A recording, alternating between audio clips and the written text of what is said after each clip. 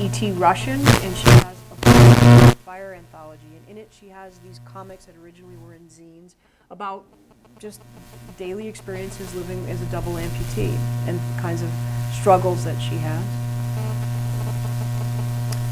Images of natural death are not common in our culture at all. This is a book that actually is much more dynamic than the one image I'm going to show you. Roz Chast is a New Yorker cartoonist, and this book is about caring for her two elderly parents.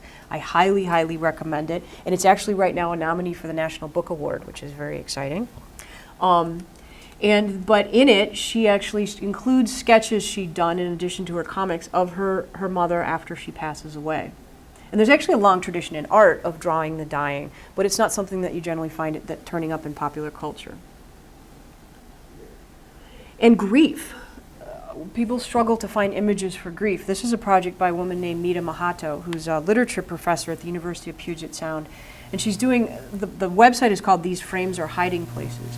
And she's doing beautiful collage work, trying to find visual representation for grief about her deceased mother. And this is going to be a beautiful book. I'm not sure what the title will be when she's done, but her work is just stunning. This is an image from a book called Alzheimer's. It's by a cultural anthropologist named Dana Walrath. And she actually cut up pages of Alice in Wonderland to represent her mother's bathrobe there. Her mother has Alzheimer's. And it's just a wonderful meditation on life with her mother. And she said in the introduction to this book, around the world, comic artists, caretakers, parents, and assorted onlookers are taking up their drawing tools, pens, paper, scissors, and computers to depict illness and ways of being human that have been stigmatized. This is graphic medicine. So, I want to look at sort of the behind the curtain of why I think comics work in medicine to help contemplate the complexities of illness and caregiving. I think first it's this idea that comics are something familiar and safe to us as children, and so when we bring these very serious issues to this medium, there is a safety built in, even though they're difficult issues.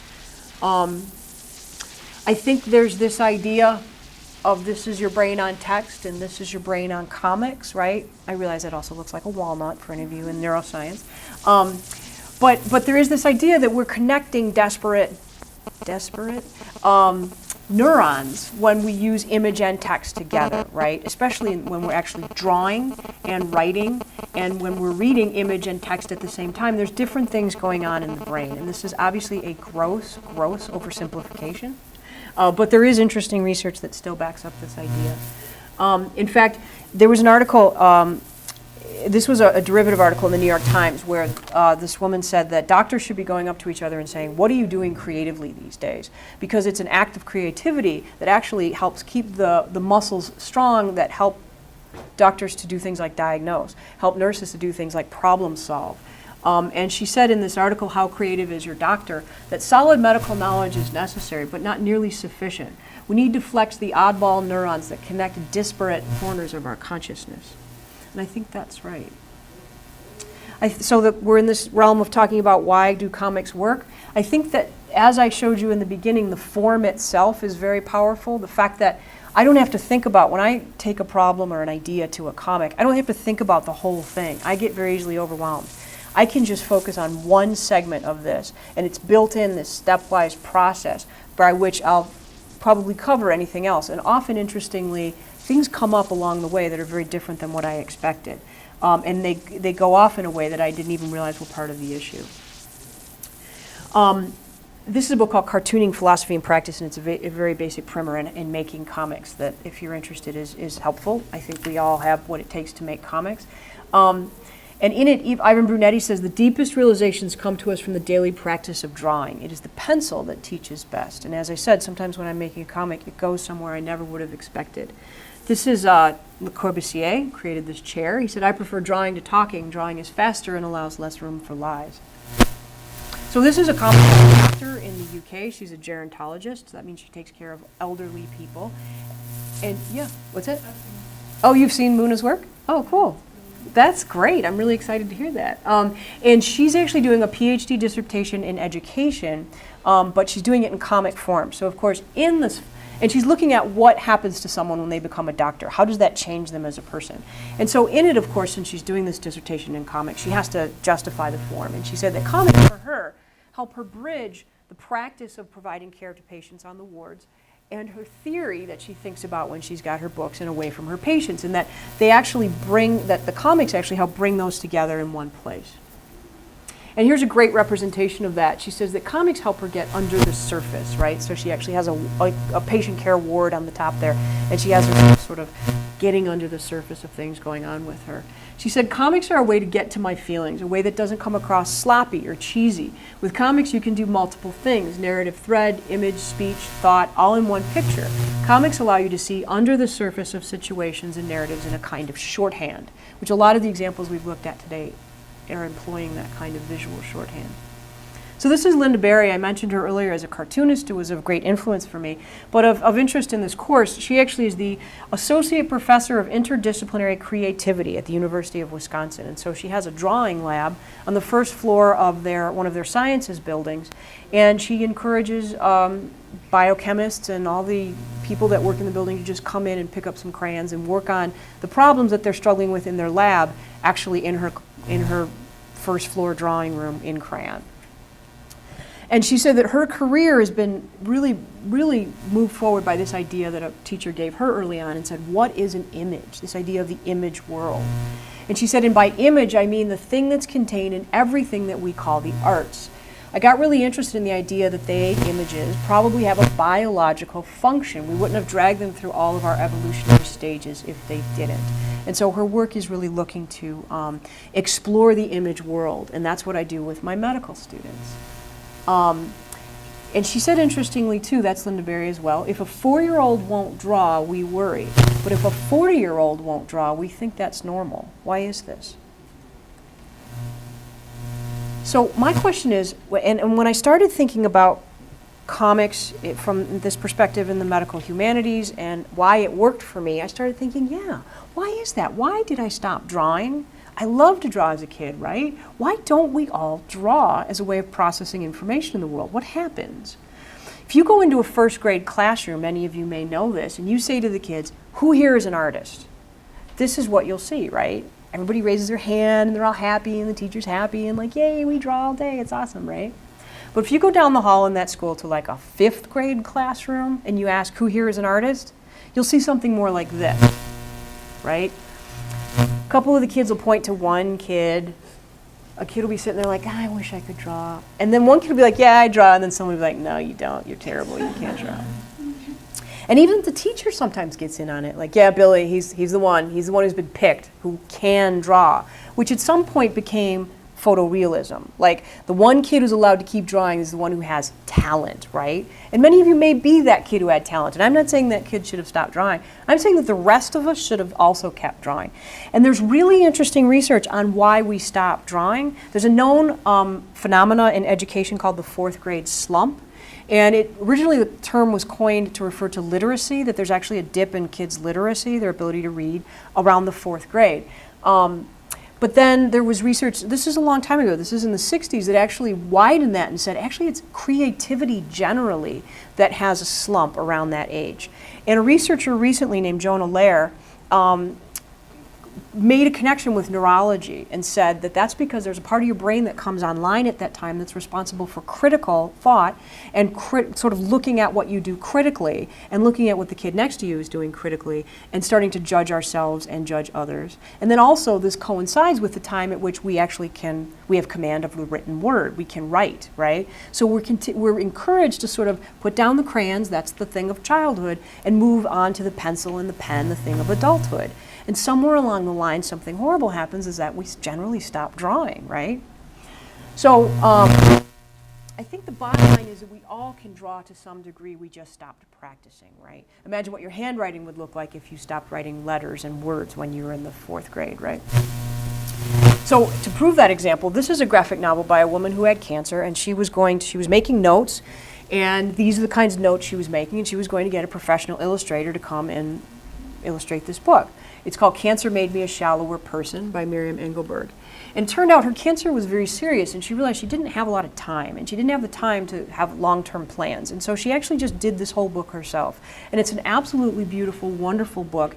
And this is the visual language she uses. She uses basically what she's capable of. And I, again, put forward that this is an incredible graphic novel. So this is the spirit I take into this course I teach at Northwestern. I don't know how much, tell me when we're short on time, okay? That I work with my medical students, and using this idea that we all can draw, and we all just start and we create reflective drawings about the process of becoming a doctor.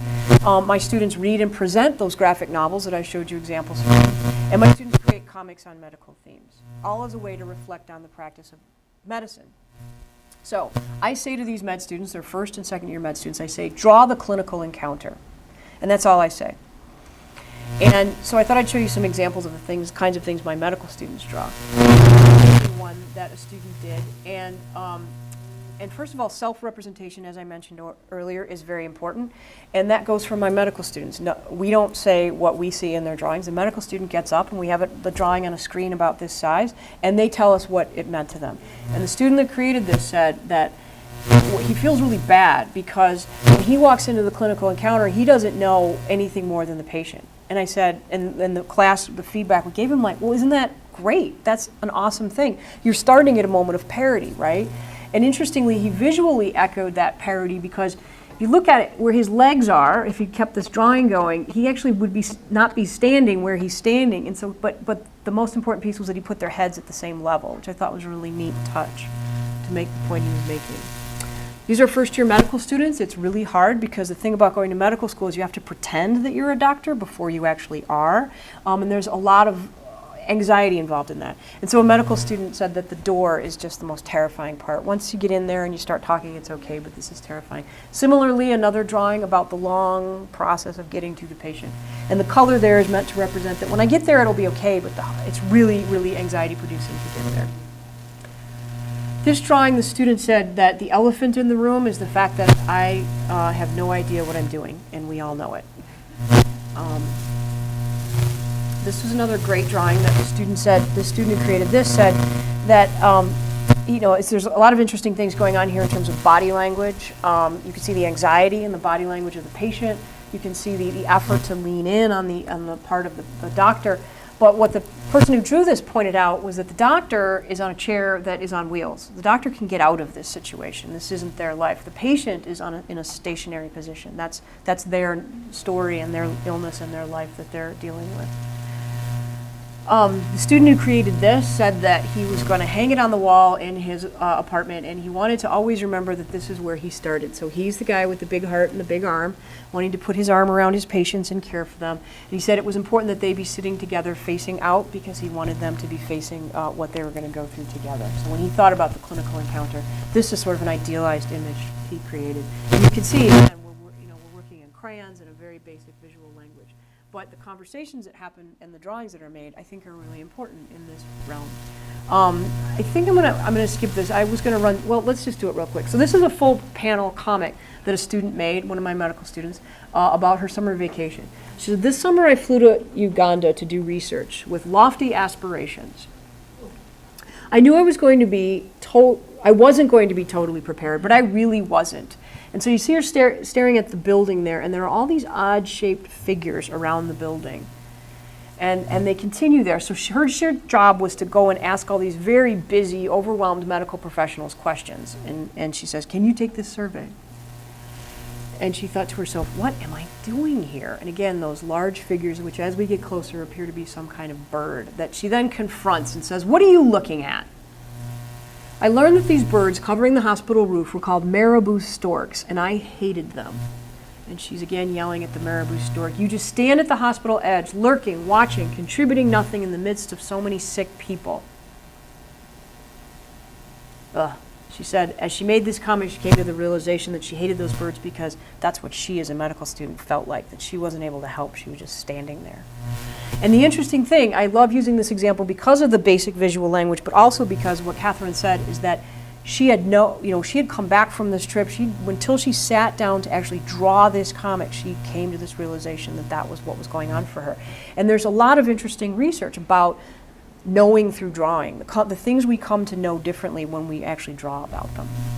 So I mentioned this book, it's called The Graphic Medicine Manifesto, and I'm going to show you just a few pages from inside. In an Ethic of Self-Representation, so this is a book I'm making with some colleagues. Two of them are doctors, three of them are literature scholars.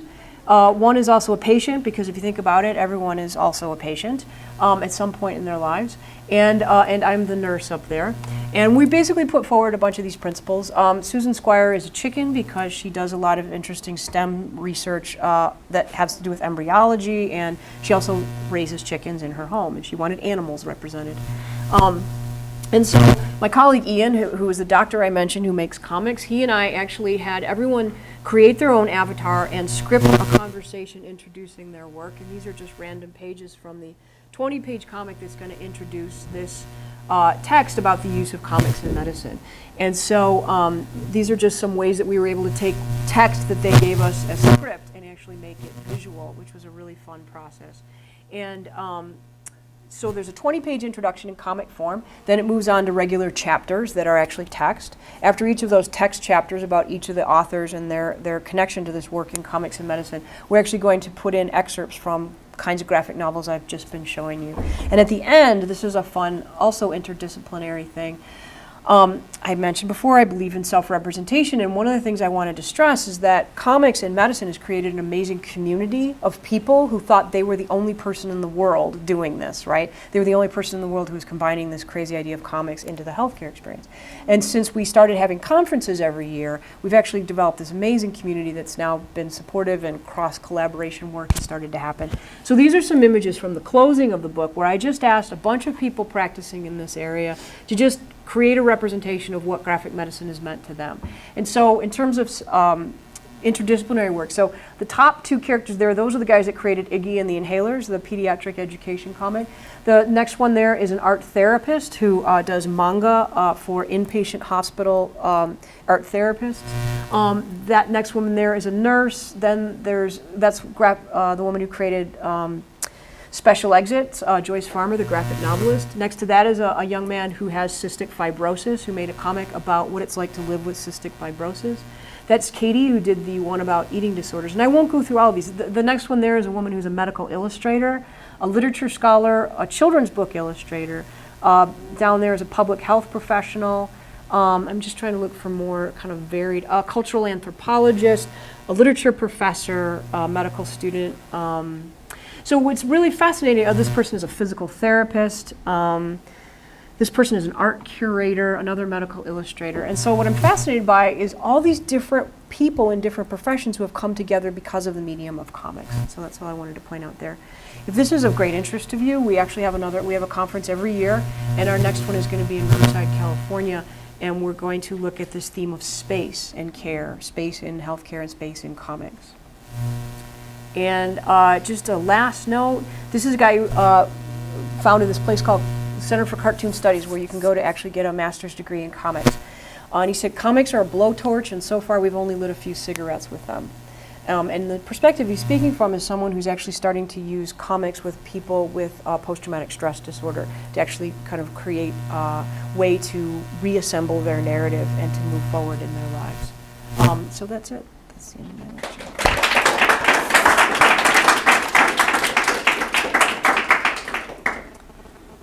So I know I kind of rapid fire threw a lot at you, so it might take a few seconds to.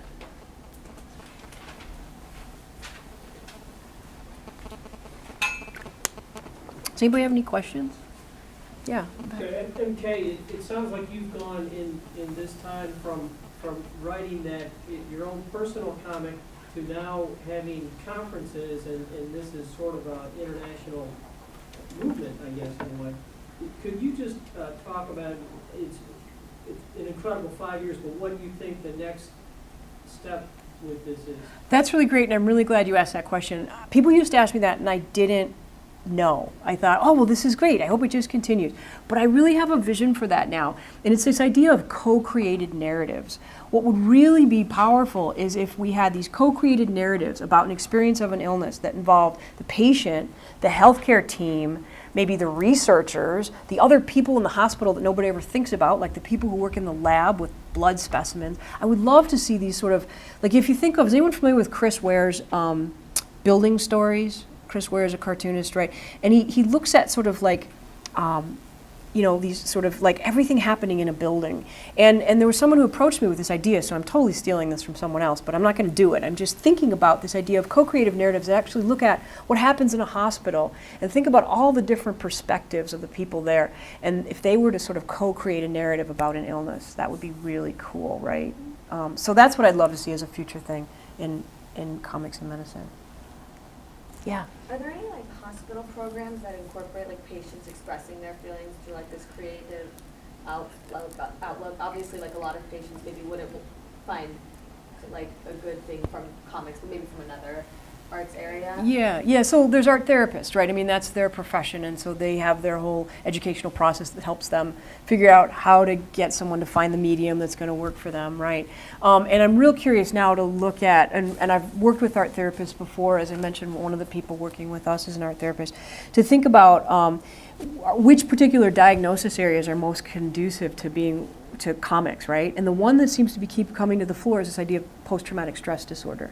And that because if you think about it, and I steal this right out of that Doonesbury thing. There's the Doonesbury about post-traumatic stress disorder. There's a therapist who says to this character, you have these flashes of images, and what you need to do is assemble them into a story and assemble them into a narrative. And you can see how the comic form would be really useful for doing that. And so that's the one kind of clinical area I've seen the most patient work with comics. But I'm sure others are out there, and I'm really interested in working with more art therapists to explore that. Yeah.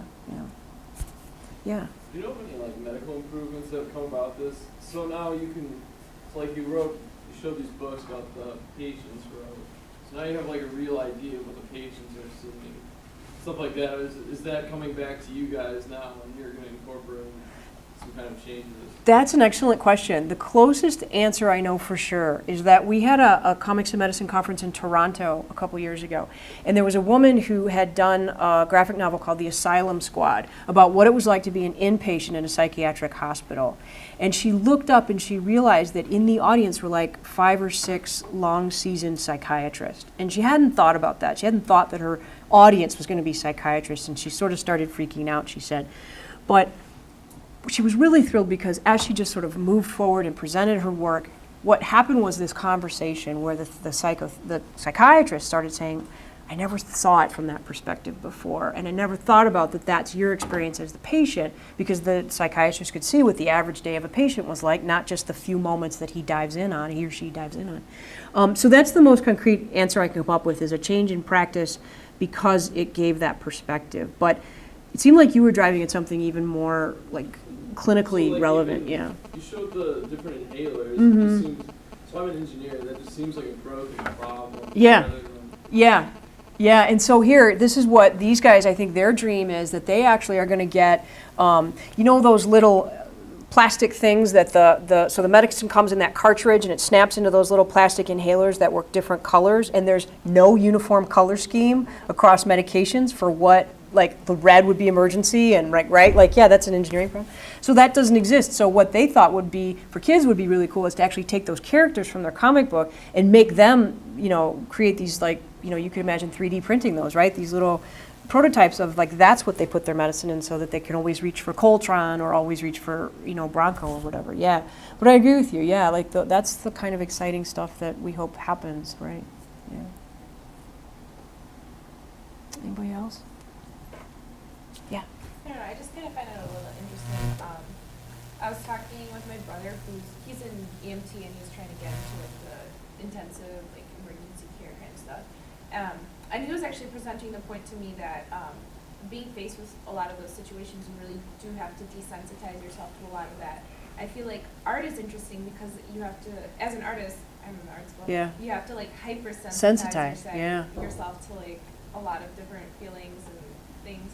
So like, I don't know, it's just an interesting juxtaposition. Like, how do you think that medics who have to desensitize themselves can use like this hypersensitization towards people. You make an excellent point, and there's a lot of conversation around exactly that. So my thoughts are all over the place, so I'll try and organize them. I think that what happens as healthcare providers, and when I say healthcare providers, I also think about police and EMTs, people with, it was once defined to me as high intensity, high frequency interactions on a daily basis. So I'm a nurse, I've got 6 patients, I go in and, I'm working during the AIDS crisis, and, there is just a horrible thing happening in every room. And you literally are traumatized by some of the images, especially in EMT. What do you do with that? We don't, as I mentioned, talk about what to do with that. Oh, take care of yourself. What does that mean, right? But you're right, a certain amount of desensitization has to happen to be able to function. And so I think that this is an interesting question. What I talk to my medical students about, and so I'm all over the place with my thoughts and I could go on forever, but what I talk to my medical students about is I think about a surgeon, a trauma surgeon, right? And a trauma surgeon comes into a situation and needs to think of that body as object, not person, right? And that's what medical students have to start doing. They start dissecting cadavers. They need to start toggling between object and person, body as object, right? And that's the key piece I think is important. So you've got this trauma surgeon. You don't want the trauma surgeon really caring about the life narrative of the person. They need to get in, do what needs to be done, and take care of it. But after the surgery is over, they need to go out into the waiting room and talk to the family. That's not when they should be thinking about body as object, right? They need to have somehow cultivated the ability to toggle between those two things. And so they need to think about the context of the life of the person that they've just been operating on, right? And I'd like to think that perhaps the arts can help us to figure out a way to do that kind of toggling, right? To know when to be on and off and where to be with that. It's not easy. I mentioned this the other day, I have this whole theory of narrative constipation, and that as healthcare providers, we are exposed to so many story fragments that most of which we'll never even know what happens, and we just shove them down, and we just shove them down, and we need to figure out what to do with it. So my answer too is, I think for healthcare providers, there's always going to be those things that you're really struggling with. And a lot of the comics I ended up making after the AIDS crisis were stories where I was afraid I'd made a mistake that maybe was responsible for hurting someone. Things that are stuck, there's always, every healthcare provider, anyone who has like that has all these stories they're carrying around of stuff that really still eats at them. Those are the kind of things, make a comic. Find the art form that works for you to deal with those things. And for every one that you can start to deal with, you're probably addressing about 50 other stories you've been exposed to. So that's just a lot of different answers to that question. But you're absolutely right, that's a really important question. Were you going to ask a question? Yeah, I guess so. I was wondering what advice you would have to students pursuing art science here at University of Michigan. Oh, gosh. You're probably, yeah, you're probably, so tell me more about that. Tell me about the ways that you're pursuing art science. I only know this one. Well, I have an interest in major. I'm an arts performance major, which is just an interdisciplinary, artistic, sort of do-it-yourself. And I'm really interested in biology, and I was going to incorporate that into my practices and arts. I'm a freshman. Yeah. Freshman, so Yeah. I really don't have a plan yet, but I was interested in the paths that you see for people studying art science. Yeah. Well, there's an organization, I can't think of the name of it, but that basically, there's a professional organization that looks at that crossroads of art and science and the applications for the arts I think the one that I'm familiar with is more specifically in healthcare, but the medical humanities too. Again, I'm completely steering towards healthcare. So, but the medical humanities is in a lot of ways, there's a lot of interesting art and science happening there. So there's dance. There's a lot of interesting work around dance and neurodegenerative disorders and how people can actually dance better than they can walk as they start declining. The other one is people like in music where people can who have an aphasia, or if there was a neurologic damage, they can actually sing when they couldn't speak, right? And so there's a lot of really interesting research. So I think my best advice would be to find the interesting research that's happening and get to know the people doing the research and get to the opportunity to study with them or work with them or meet them or whatever. Because a lot of people who are doing research are really excited when someone wants to find an artistic application for that, right? Or to sort of make that become a thing in the world, yeah. Anybody else? question about the general field of comics. So all the works that you showed us were in the format of a printed book that's printed up. Are you familiar with any comics that are like web-based? Yeah, yeah. Yeah, so interestingly, in this area, so Mom's Cancer started as a web comic. Hyperbole and a Half was a web comic and then got a contract for a book. It seems like, and Brian Feast has said this, it seems like a web comic is sort of a great sort of testing ground for a comic. Let it build a fan base, let it kind of like decide if this is really going to have resonance with people, and then it becomes a print book. And I'm so thrilled to know that eventually the best web comics do become, in this field, in this comics medicine generally, do become print books. So yeah, there's a lot of great web comics out there, but I'm interested in them when they're in a book and I can hold in my hand, yeah. But the website Graphic Medicine also, we do try to link to a lot of web comics going on in this area, yeah. It's like kind of scattered all across the web. It's not like collected in, you know, like some their comic too. It's on a site where everyone can just go in. Right. Right. And those sites, when you find them, I find that so overwhelming. It's just, there's too much, I can't keep up, you know. But yeah, so we try to, as we hear of webcomics, we try to link to them too.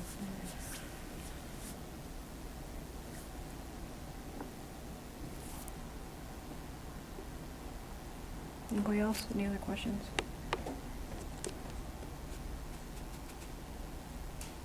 Great. Great. Thanks. Yeah, have fun. Be safe.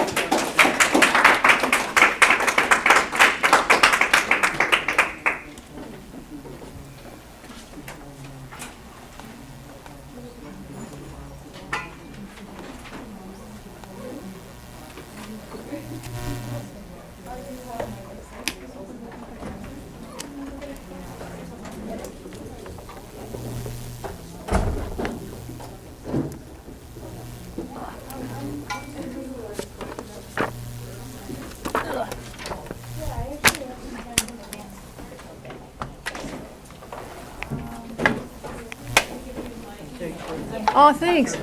Can I hang on to this? I brought that for you. Oh, thanks. And then, so, how do I get in touch with these people so I can, is there? I can help you with that. Okay, great. I wanted to get your email address. Oh, 'cause sure. I'd like to keep you up to date